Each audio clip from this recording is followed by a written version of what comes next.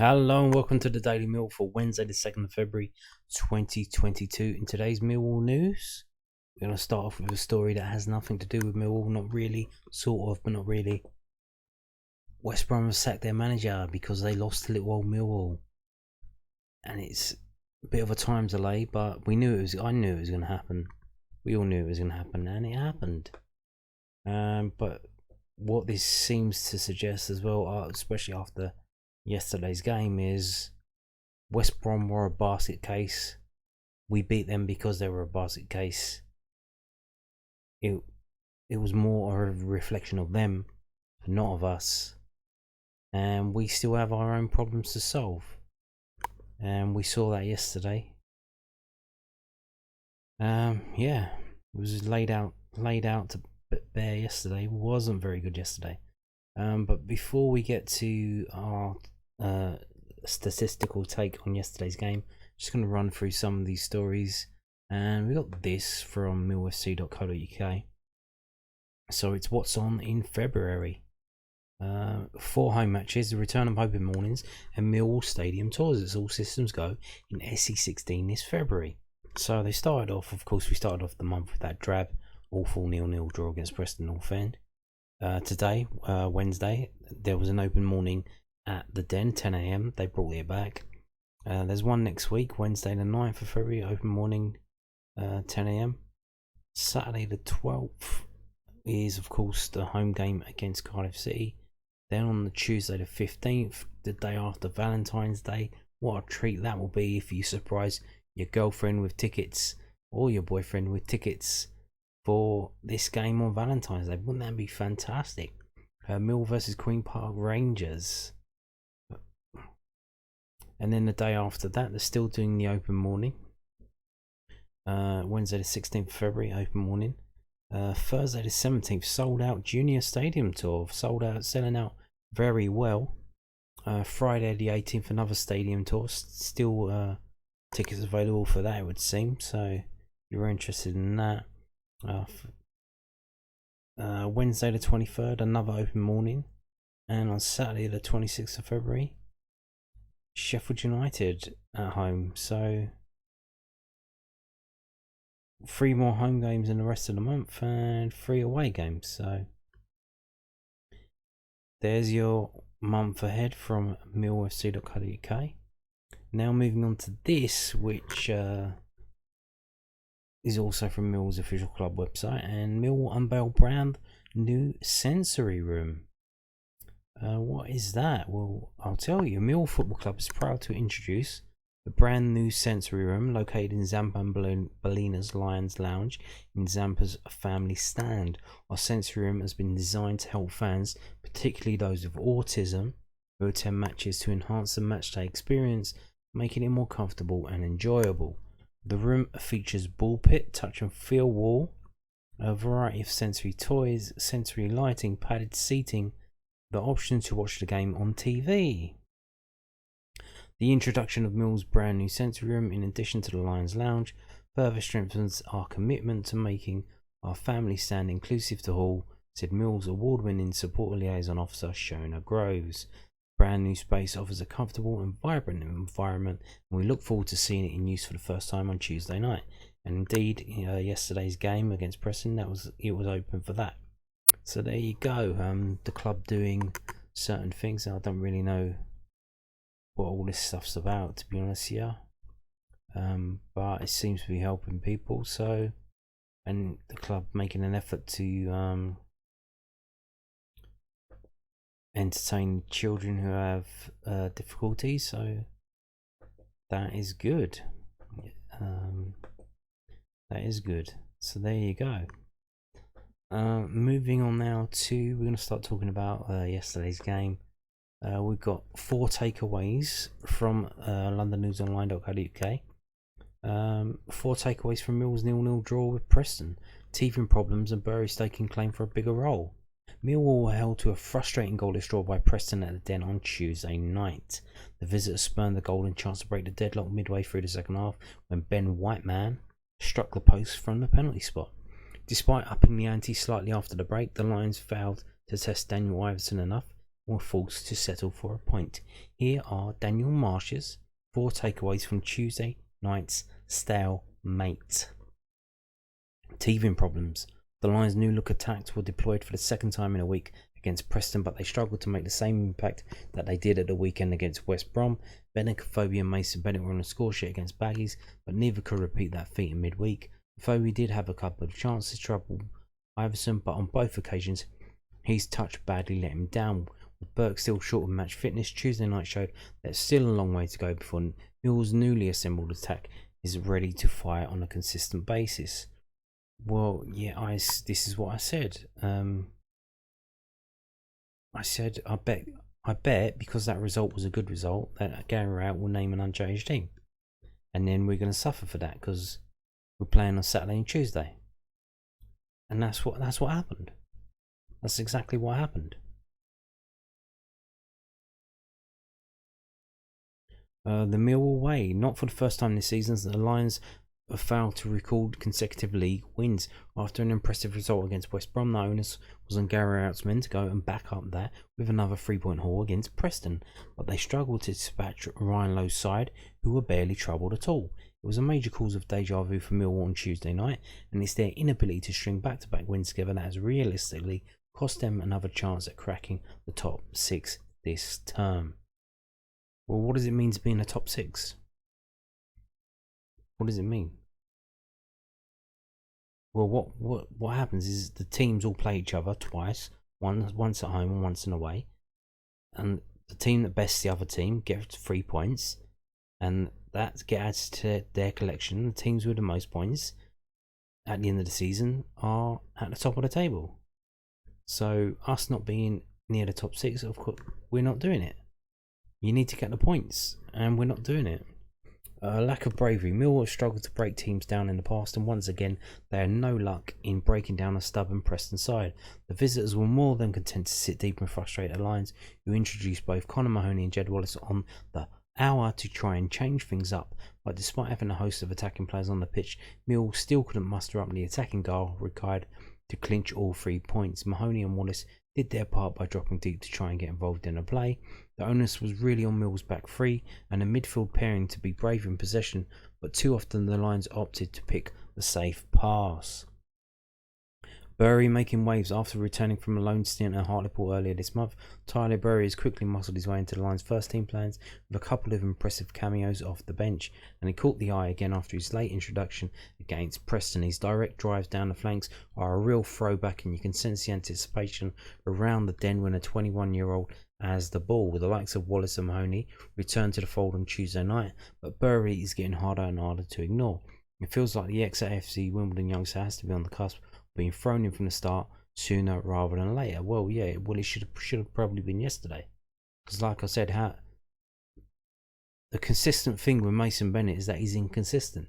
So when he had a blinder against West Brom, you 100% knew, well, he wasn't that bad yesterday to be honest, but you 100% knew you weren't going to get that level of performance from him again, especially when you're going from Saturday to Tuesday. It was nailed on.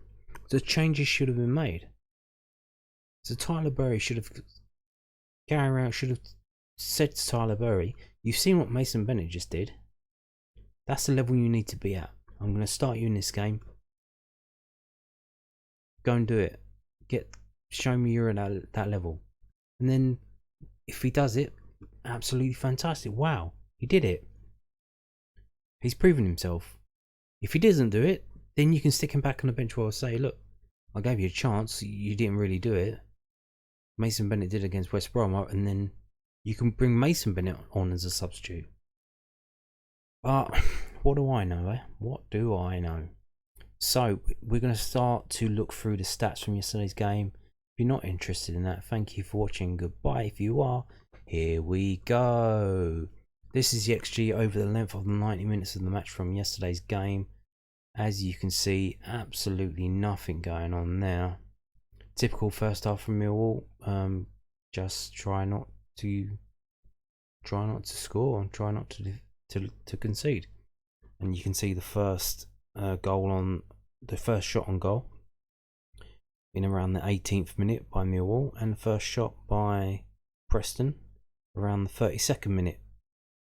So that would have been, maybe they were waiting for all the fans that were late because of the traffic. Maybe they thought there's not many people in the stands because of the traffic. So if we just don't try and score before they turn up, maybe that's what they were thinking. But you can see large swathes of the game. So the flat line is basically no one's had an XG, which is a shot on goal, and when it goes up, that's just an XG. And you can see the massive green jump is of course the penalty, which technically it wasn't on target.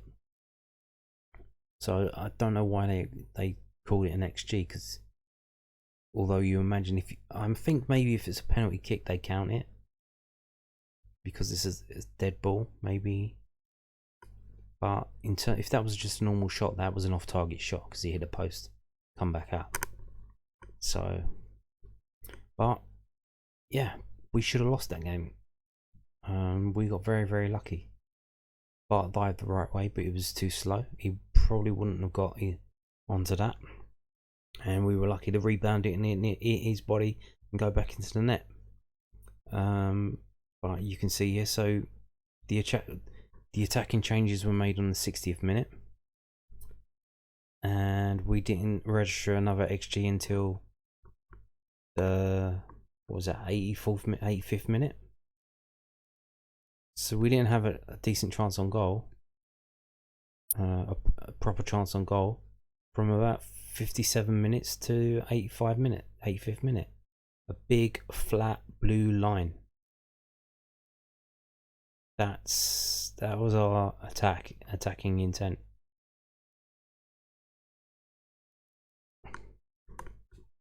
But you can say Preston came and they played for that draw. They played for the 0-0 draw, and they basically did a Millwall, and they did what Gary Rowett does to other teams, and he tried to do that to us. Keep a clean sheet and try and nick a goal.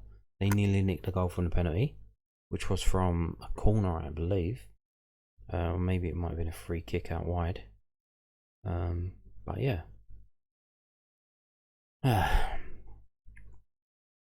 This is not good stuff. So here you go. Here's the match events, bookings and subs and whatnot. And we're going to take a look at the shot map, which is basically those few amount of goals where they shots XG, where the XG was on the pitch. So let's look at Preston. You can see the penalty, that big white ball, and then they had 3 long range shots. They definitely weren't trying to attack and score like we want. And here's Millwall, 1 shot in the area, all the rest outside.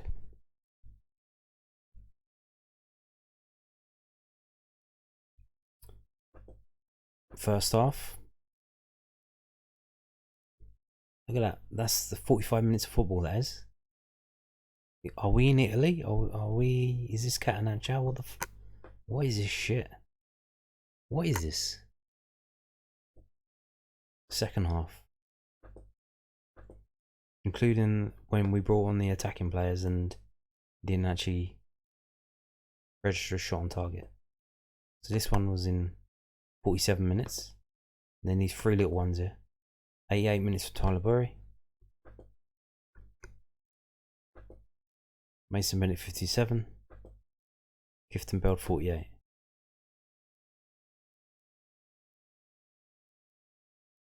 This was a game of football here. In England. Not in Italy. In England. And there's a fairness rating. Was this a fair result? 99.01 out of 100. This deserved to be a 0-0 draw, because neither team had many shots on target.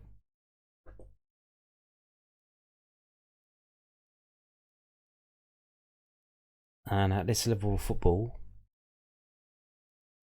it gets harder and harder. You're not going to score a goal having so few shots on target. It's not very likely, shall we say. It's possible. I'll show you how it's possible. So if you look in the middle, above the red FT, you can see the XG from this website was 0.85 to 0.88, whereas from here it's 0.4 to 0.9. So this website's been pretty generous to us. This one hasn't, the one before that I showed you, infogoal.net. This is experimental 361, and they give us 0.4. This is infogoal.net. They give us 0.85. It's almost double what the other website gave us. So even bearing that in mind, we're going to have a look now. What does that mean though? What does that mean, 0.85? Is that good or bad? I don't know what that means. Well, it's low, so it's not obviously not that good, because that's an expected goal. So we would expect to score between 0 and 1, because you can't score a fraction of a goal. You either score a goal or you don't score a goal. So either 0 or 1. So if you think we're going to score 2 goals in that game, no. So what we're going to do now is we're going to scroll down and have a look at the home games, because our home and away games, they're different things really. Can't really compare. It's chalk and cheese, you can't compare them. So 0.85, remember that as we scroll down and see. So how bad is 0.85 in terms of a home game? Well, there's the best, which I probably believe is the best game that we've seen from a Gary Rowett managed Millwall football team. Is the 3-1 result against Birmingham. But wow, that was very impressive. Probably the best game we've had under Gary Rowett. Now look here, this one is lower. On the 24th of November, Millwall won, Bournemouth won. It's 0.72. So we had a lower XG than yesterday's game, but we managed to score a goal. Benicophobe. Very good, very good. But that's Bournemouth. They're ex-Prem. They're trying to get out of this league. They're at the top. They've just spent a shitload of money as well in this window to definitely try and put the seal on that to get up. They're top team with millions and millions of pounds worth of players. So 0.72 against them, understandable. And we go down, and we go down. And they're all higher than 0.85. The home games, that is, you can see. So that 0.85 is not very good. And then we get to this one here against Fulham in August, where we were absolutely demolished, and we surprisingly only lost 2-1. We were absolutely outclassed, and Benicophobe managed to nick a goal late on as he kept on trying, but 0.33. So the two home games where we were worse attacking than we were in yesterday's Preston game was the game against the runaway league leaders Fulham FC, and the game against Bournemouth, AFC Bournemouth, the title challenging multi-million pound squad of footballing talent of ex-Prem. But we just played Preston. We just played Preston North End.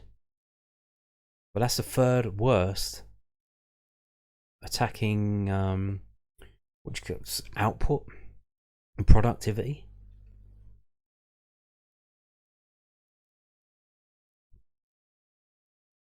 So that West Brom result was an anomaly. We've still got problems up front, and in a week's time against Fulham, you're probably going to see them come back, which you would expect because we're playing Fulham. Now, I imagine Gary Rowett will go down trying to probably play 2 banks of 4, one up front on their own, and try and defend for 90 minutes, and that will be absolutely awful. And it's going to be on, I think it's going to be on Sky Red Button. Might be the Sky main game. Which is fine, you expect to do shit like that against Fulham, you know. But you know it's going to be awful. I know it's going to be awful. But the game against Cardiff at home, what is that going to be like? Especially in terms of XG. Now they're going to have a player playing for them, probably. Uche Ekpizu. He scored today. They played and they won. And then he's come off the bench and scored. We were linked with him, so I imagine if we turned him down or weren't interested, That might motivate him. So if he comes and scores, that will be interesting. So let's get into the actual yesterday's game, shall we? Yeah. So here's the match report from WhoScored.com. Both teams were poor at finishing. No fucking shit. Played with it. Favoured long shots. We came down our right side. They came down their left side. Fantastic. Stole the ball often from the opposition. So pretty similar teams. Here's the attempts. 7-4. 4-3 open play. 2-0 set piece. 1-0 counter attack. 0-1 penalty. We're going down the right hand side. They're going down the left hand side. Shot directions. Well, they only had 4 and they were all down the middle. So shot zones, as you've already seen, a lot of from outside the box. 50% in the middle third. That is incredible. That is incredible. Which is, when you think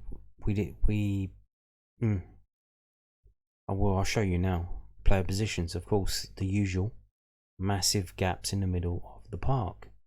This is the average position of the starting 11 players. As you can see. So if you look on the right with Preston, even though they were attacking down their left hand side, you can see number 3 and 16 pretty much further back than the others on the other side. That's probably to do with Oliver Burke's pace, having to sit back a bit. But if you look at the left hand side, Millwall and the red team, the gap between 24 and 11 and 20 and 6 and 24, massive gap there. Massive gap. Now Preston didn't take advantage of that because they weren't trying to. They were trying to defend. Again, massive gap in the middle. 3 attackers who aren't doing anything. Why are you so far forward and you're not doing anything?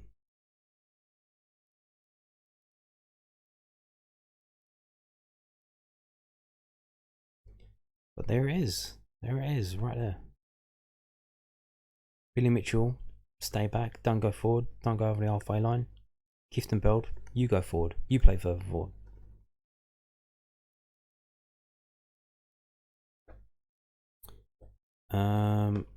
Let's go on to this. So let's have a look through all of this stuff. You can see here, attendance of 10,183. No way. Obviously, a lot of fans, season ticket holders, couldn't get there because of the traffic shit. Because they didn't want to watch the football they get served up now. Well, they don't want to go to midweek games, but they still get counted. So a lot less than that in the ground. I think Preston only brought like 200 fans, if that.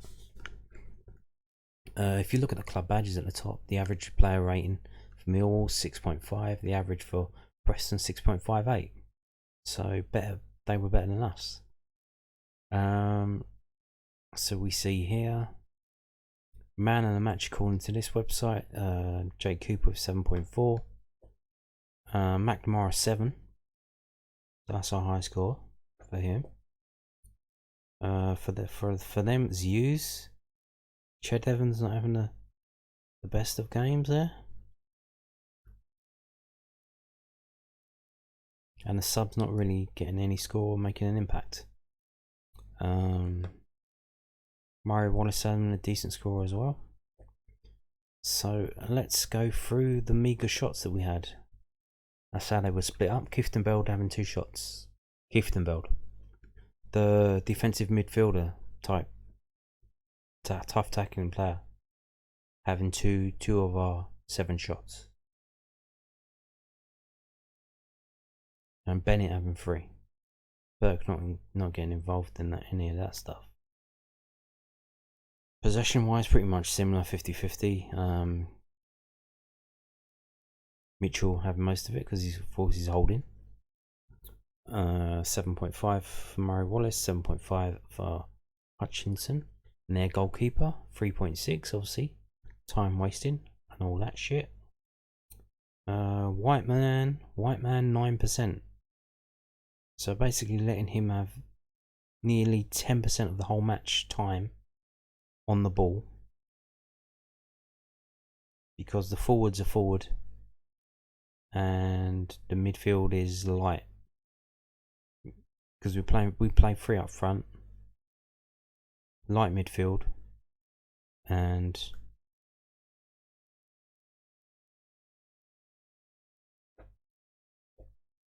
that didn't really work out. The pass success percentage 77 to 75, pretty much the same. Malone, Bennett, the highest there. Cooper as well. Afobe low. 44, that's not good. Dribbles 7 to 3. That's probably reflected by the fact that we can dribble out of defence, because Preston weren't doing anything up front. No pressing up front. Aerials 16 to 31. They outdid us in the aerials nearly by a factor of 2. 2 to 1. 16 to 31. Phobie didn't win an aerial all day. The most for us was Murray, Wallace and Hutchinson. But for them, every single player, more than one, except for the goalkeeper. So there you go. Tackles 16 to 18. Everyone for us had a tackle, at least one tackle, except for Phobie and Biakowski.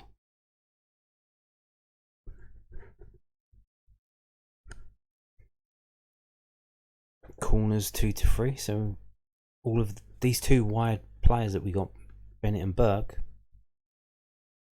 didn't get us many corners, no? Didn't run down into the channels, get closed down, managed to get a sneaky corner out of it. No, 90 minutes, 2 corners, and for them 3 from Whiteman. Dispossessed 13 to 8. There you go. Burke dispossessed. That means having the ball taken off of him. It's like when he kicks it forward to try and do like a hit and run or knock and run on, and they just take it off of him, or someone passes it to him in front of him, he goes to run onto it and someone steals it. Fantastic stuff, huh? Are you still watching, or have you fallen asleep yet? So let's have a look at the ratings. Only 3 Millwall players in this game get a 7 or above. Danny McNamara, Murray Wallace and Jake Cooper. Touches, a lot of touches, because no pressing really. Murray Wallace from 95, Sean Ash from 91. There it is. Let's have a look at offence. Offence, shots on target. We've seen the shots, so we've only 4 different players over shots. Here they are. And shots on target. 2 shots on target. Phobie, so he had 1 shot, 1 on target. Mason Bennett 3, but only 1 was on target. Unscheduled touches, poor ball control, of course, Phobie and Miko Kaftenbeld with his low centre of gravity, and all of these players with 2. Fantastic. Come on, let Jed Wallace come on for 30 minutes and he had 2 unscheduled touches in 30 minutes he was on the pitch. Fantastic. Defensive wise, total tackles, Hutch, Cooper, McNamara. Interceptions, Hutch, Murray Wallace. Clearances, Murray Wallace, Jay Cooper, Scott Malone. Block shots, just 1, Jay Cooper. Well, they didn't shoot, so Jay Cooper had as many block shots as the left hand post of Bart Biakowski's goal. Fouls, they give away. Who gave away the fouls? McNamara, Hutch, Bennett, Oliver Burke, Tyler Burry. Okay, so he gave away 1 foul and got booked for it. Passing wise, So who had the most passes? Billy Mitchell, Sean Hutchinson, Murray Wallace, Jake Cooper. And in terms of accuracy, you've got to say standout is probably Jake Cooper and Billy Mitchell there. Scott Malone with high accuracy, but he only had 18 passes because we were mostly going down the right hand side. So let's have a look at crosses, inaccurate crosses. I shouldn't think, no, this looks very bad. All of these players with crosses, you can see here 6 different players with crosses. How many were accurate? Absolutely none. God damn. Long balls, inaccurate long balls. So Sean Hutchinson. So you can see with the lack of attacking that Preston did, Bart Biakowski only had 8 long balls. So Bart taking long balls basically means any free kicks from offsides, any goal kicks. He's number 6 in long balls. He's normally 1, 2 or 3 at least. He's down in number 6. Because Preston really didn't attack. So he had very little to do. Even a penalty, he didn't do anything for that. But we got very lucky with that penalty. You can see here Sean Hutchinson 14 long balls, 5 accurate. Murray Wallace 13-2. Jake Cooper 12-8. Danny McNamara 9-3. Not good. Kifton Bell, probably the best of a bad bunch, 5-3. Scott Malone 3-2. Jed Wallace 2-2. So Jed Wallace come on, did some good things when he came on. 2-2 out of 30 minutes, not bad. So let's have a look at actually in terms of subs coming on. Did they do? I don't think they did better than. Nah, all 3 subs had the lowest rating, so they didn't outperform the players they came on and took over from. So there you have it, ladies and gentlemen. I think that's enough analysing of this very awful shit game. And we go again in a week. There's no game on Saturday, remember that. Go shopping with your missus or something. Go out and do something else apart from watching this fucking crap. And we'll see you at the Fulham away game next week. Thank you for watching and goodbye.